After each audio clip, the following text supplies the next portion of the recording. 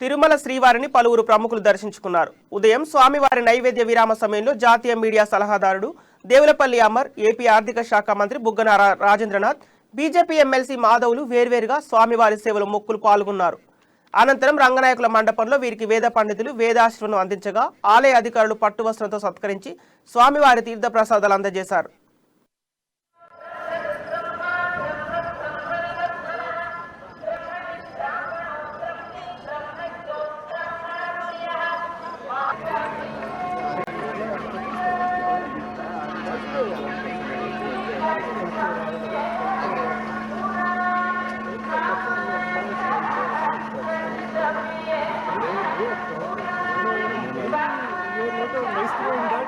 That information itself is there.